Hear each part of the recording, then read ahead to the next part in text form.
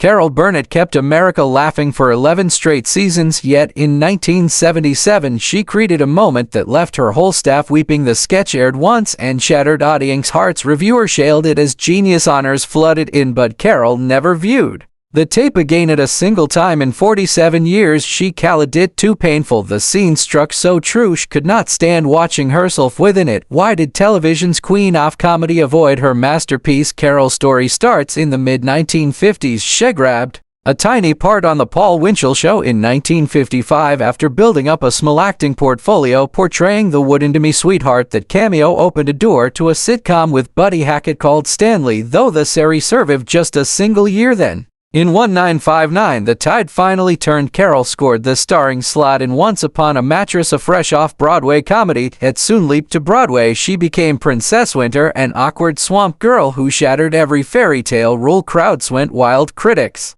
noticed, and she secured her first Tony nod on June 22, 1959, precisely 5 years after receiving that secret loan. Carol and Don honored their promise, returning $2,000. The benefactor never replied, remaining anonymous to anyone. By then, Carol's paycheck had climbed to $500 each week, a fortune to the young performer who felt as if she'd struck gold. Although On Soup and a Mattress seemed unlikely ever to become successful, the piece began as a modest summertime camp experiment. Reviewers were unimpressed when it opened on Broadway during May 1959. Etiquette buyers rave musical logistically 470 performances bouncing from house to house. Carol's spirited turn made all the difference after she exited the company in June 1960. The run collapsed inside a single week. Her successor survived merely 8 performances before curtains fell. Carol was now indispensable. Next arrived The Gary Moore Show between 1959 and 1962. She advanced from promising hopeful to undeniable television powerhouse. In 1962, she secured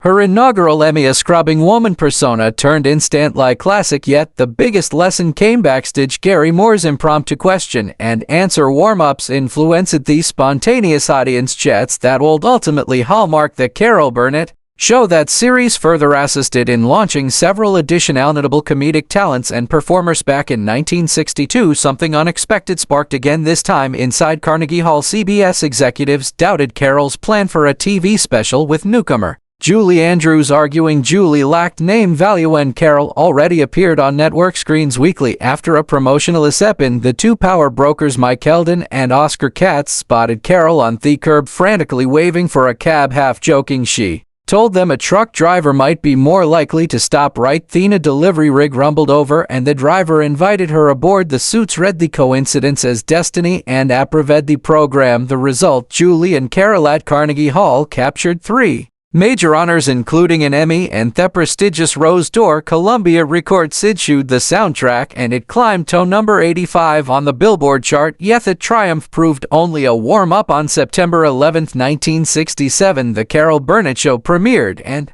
television was never the same. Burnett smashed a ceiling few thought breakable for 11 straight seasons from September 1967 to March 1978. 30 million viewers tuned in every single week, pulling 30 million homes each week was extraordinary. Practical inhered of Carol Burnett Show wasn't simply popular, it became a cultural point in time. Later listed at M on Television's 100 Greatest Programs to wide slotted at 17th, while Variety ranked at 23rd. The hour blended musicatches and audience chatter in a way that planted the seed for future series like Saturday Night Live. Equally groundbreaking was Burnett herself, one of the first women to pilot and headline her own primetime variety vehicle during an era when most network decision-makers were men. The schedule bounced Monday at 10, then Saturday nights above. Ratings barely wobbled into stripe. Peers noticed across its 11-season life, and the production collected 25 primetime Emmys, honoring everything from writing and choreography to overall series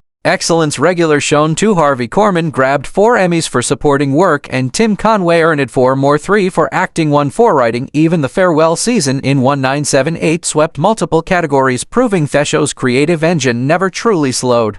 Yet behind backstage doors, not every minute rang with giggles and cheers. During the 7th production era, veteran player Harvey Korman almost walked away forever. That particular week bill featured Tim Conway and Singer Petula Clark, 2 of the sweetest talents in the business, yet Corman showed no sweetness at all at rehearsal. He snapped, sulked, and rolled his eyes. Carol Burnett normally let moods drift, but not this lapse. After Friday's taping, she cornered him and quietly asked what was wrong. Corman answered without mercy, "He's simply not happy here." He slammed his dressing room door for Burnett. That waste final straw. She phoned his representative and fired him on the spot. Over that weekend, Corman reconsidered and pleaded for another opportunity. Burnett ascended but attached one playful rule. Monday morning, she said, "I expect to see you skipping and whistling down the CBS hallway." Come Monday, the elevator opened and Corman literally skipped, whistled, and grinned. Burnett burst out laughing and ordered a brass nameplate for his door that read "Marappy-Go-Lucky."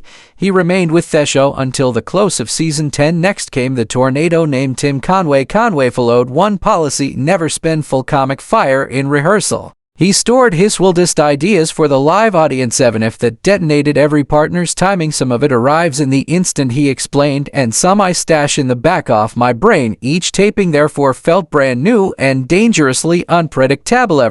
Corman admitted he never repeats a routine the same way twice. Conway's most legendary ambush surfaced during the famed elephant monologue inside a family sketch. He unraveled a rambling, absurd saga about a circus pachyderm on stage. Burnett, Vicki Lawrence, and Dick Van Gjk clamped jaws, struggling to stay in character while the tale grew crazier. The second finally even Lawrence cracked. She fired back a deadpan line so outrageous it detonated the set. Array sure that little is through. Conway dissolved into helpless laughter. Cast collapsed. The crew howled. Months like that became the program's living heartbeat. Spontaneous, raw, and gloriously unpolished. Home audience Sarah played the chaos endlessly, citing it whenever anyone asked for the funniest unscripted moment ever in variety history. Yet every sketch wasn't built for laughs. Early in 1977, the writers drafted a scene that rattled Burnett more than any pratfall ever could. It sprang from the recurring mini-play The Family, where she normally portrayed high-rung, big dreaming unionist Higgins sparring with relatives for comic effect. This time the jokes were stripped away. The segment titled The Gong Show follows unionist to a small-town talent program she believes will rocket her to stardom. She pours every ounce of hope into a trembling ballad, only to be McEdmid song by the panel, which includes real game show host Alan Luton. Burnett abandoned accents and mugging, delivering song in a rock-quavering voice while tears gathered when the judges slammed the gong. Her face collapses, the camera slowly pulls back, lights dim, no music rolls, and the studio falls silent. Several crew members sobbed behind us. Its critics later hailed the broadcast as fearless drama disguised inside a variety hour, but Burnett refused ever to watch it. She confessed years later that unionist's shattered dream felt too close to wounds she still carried from childhood poverty and repeated rejection. Sketch spawned a 1982 TV film titled Units and later the sitcom Mama's Family. Burnett ultimately quit that series dissatisfied with its course, yet groundbreaking original vignette kept its legendary status. Carol Burnett was more than a laugh machine. Offstage her life ran on heartbreak, confusion, and family wars that might have crushed anyone else. Trouble began back in college when she fell for her first husband, actor in training Don Soyan. They were young, crazy about each other, and certain Broadway would welcome them both. Born in Omaha in 1928, Don carried Hugo Theater dreams, but after the pair wed in 1955, those visions stalled while Carol's career rocketed upward. Tragedy struck when Don's little daughter from an earlier relationship died. He was never the same again. The strain split the marriage. They separated on Christmas Day 1959 and signed divorce papers in 1962. Don fought depression and alcohol until his death in 1990 at 62, never reaching the spotlight he once pursued. Carol did not remain alone for long. She soon met television producer Joe Hamilton. Already father of 8, Joe had overseen her 1962 Carnegie Hall special, and the partnership turned romantic. They married in 1963, blended families, and later welcomed 3 girls of their own, Carrie, Jod, and Erin, plus a painful miscarriage in 1965. Their crowded household buzzed, and Joe collected 5 Emmys while steering the Carol Burnett Show. Yet soaring ratings did not mean a peaceful kitchen table. Success added weight instead of ease. Then came 1976, and a tabloid hit she never saw coming. The National Enquirer printed a false story claiming Carol was drunk in a fancy restaurant near Henry Kissinger because Esh had spent years speaking publicly against alcoholism. The smear cut. Burnett sued for $1. 6 million launching a 5-year courtroom marathon that exposed tabloid recklessness. Paid source had warned editors she was sober, but they're in the headline anyway. She ultimate lion appeals trimmed the payout to about $200,000, but the case was never about dollars. It was about clearing her name and forcing gossip sheets to think twisty a legal punch that changed celebrity journalism for good. Carol's hardest fight happened at home late in the 1970s. Her daughter Carrie slid into addiction. She was only 13 yet smoking pot, even swallowing quads. Carrie later said she used drugs to stop feeling like Carol Burnett's kid and start feeling like her own person. From 1976 to 1979, Carol watched terrified as her bright girl faded. She checked Carrie into rehab after rehab. At one Texas center, the teen ran away, and Carol feared she might never return. At 17, Carrie reached sobriety, but getting there was brutal. Carol had to impose strict rules. Carrie hated her. The star explained, "You must love them enough to let them hate you." For a year, they barely spoke. Then Carrie came back, and their bond deepened. She soon landed a lead on the TV show Fame, proving she had talent of her own. Mother and daughter later acted together and co-wrote a play, Hollywood Arms, based on Carol's past. They were inseparable until tragedy struck again in 2002. Carrie died from pneumonia caused by lung cancer that had reached her brain. She was only 38 and never saw Hollywood Arms open on Broadway. Carol was crushed but kept going, saying, "I owed it to Carrie." During those hospital visits, Carol slept in chairs, canceled shows, and prayed through the night. They tried family therapy, long drives, and simple board games to rebuild trust and laughter. Slow hope returned again for them both. Carol's second marriage collapsed by 1984. Carrie's struggle, stress, and tension drained Carol and producer Joe Hamilton. To shield their younger daughters, they sent them to school in Hawaii, away from the home falling apart in Los Angeles. The couple divorced, yet Joe stayed present,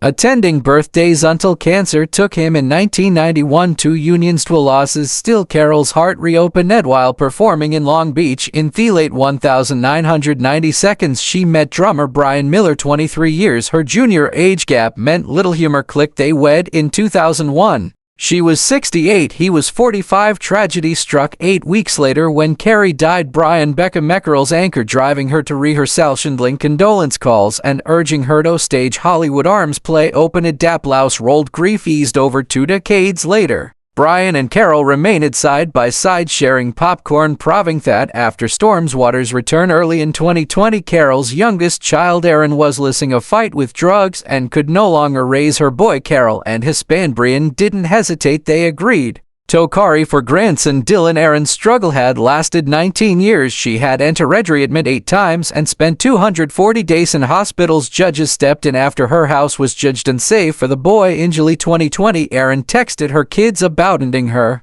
life. Police intervened and doctors placed her on a brief health hold. Soon afterward, Carol petitioned for guardianship. Weeks later, the court granted Carol and Brian temporary custody. Audiences gasped when Carol Burnett popped up during Better Call Saul's farewell season. She was 89, yet her craft felt razor sharp. Burnett embodied Marion, a gentle yet perceptive engineer who slowly pieced together Saul Goodman's real identity. In Waterworks, sits at her tiny kitchen table typing on Ask Jeeves to verify Saul's story. The discovery shatters her trust. "I believed you." That quiet sentence froze room. Saul panicked. Suspense rose until she spoke one final phrase that overwhelmed him. Murder briefly crossed his mind. Co-creator Vince Gilligan later confessed he hated imagining Saul harming Carol Burnett's role. "She's a national treasure," he sighed. That contradiction fueled the scene's impact. Burnett's steady eyes and fragile voice held viewers on the brink. At last, she presses her medical alert pendant and reports. Saul reviewers hailed the sequence as among the series' coldest and most masterful beats. Many longtime fans said watching the comedy legend command suck tension at her age ranked among television's most jaw-dropping surprises ever seen. During the 1990s, Burnett appeared on Mad About You as an occasional guest star. The series' already drew ratings led by Paul Reiser and Helen Hunt, yet Burnett's turn as Teresa Davy instantly raised the bar. In 1997, she captured the Emmy for Outstanding Guest Actress in a comedy series. The trophy confirmed she remained more than a sketch show legend. Modern sitcom to Ming nuance and gentle heart all came easily to her. Each scene felt honest, simple, and quietly hilarious. Miles from the exuberant pratfalls of her variety Haiti Critics noticed, so did peers. She collected the American Comedy Award for that role 2 consecutive years. Suka Collins were no fluke, they stem from polished craft refined across decades stage lights. Those honors also added to Burnett's impressive still career-long haul of 25 Emmy nominations and counting. During the 2000s, Burnett swapped pratfalls for microphones, shed of into animation, letting her voice breathe life into bright, funny cartoons. Her standout came in 2008 with Horton Hears a digital take on Dr. Seuss, herring the booth with Jim Carrey and Steve Carell. She helped the feature Sordo, a $298 million worldwide haul on an $85 million investment 7 years before. In 2001, she'd played Mrs. Hammerbohm in The Trumpet of the Swan, partnering with Reese Witherspoon, Jason Alexander, and Mary Steenburgen. Those gigs presented Burnett to fresh young audiences who knew nothing of her classic variety show yet instantly recognized her warm, witty tone. She proved a performer doesn't always need to appear on camera to leave a mark. Her unmistakable voice supplied every ounce of personality, humor, and heart the animated stories required. Kids kept replaying her scenes again and again when audiences assumed her resume was complete. Burnett resurfaced this round on Apple TV Plus during the 2002 to 2024 season. She portrayed Norma Delacourt, a rich Palm Beach matriarch wholly unconscious for most episodes, for abruptly awakening. The assignment was demanding beyond subtle slapstick. Burnett invented semi-nonsense speech to suggest a patient relearning language, adlibbing the sounds right there on set. Improvising at that caliber Callan just performs of any era. Burnett accomplished it at 91, that turned brother a nomination for Outstanding Supporting Actress in a Comedy, crowning her the oldest woman ever considered in category. Palm Royale debuted March 20, 2024, eventually collecting 11 total nominations. The ensemble brimmed with names Kristen Wiig, Ricky Martin, Laura Dern, Allison Janney, yet Burnett still shone brightest. Once more curious first-time viewers met an entertainer who has delivered joy across more than 70 years. Critics praised her timing, calling her scenes edgy, proof that age cannot dull instinct. Producers later revealed that many of her ad-libs stayed in the final cut because nobody else could recreate the subtle honesty she supplied with a lifted eyebrow.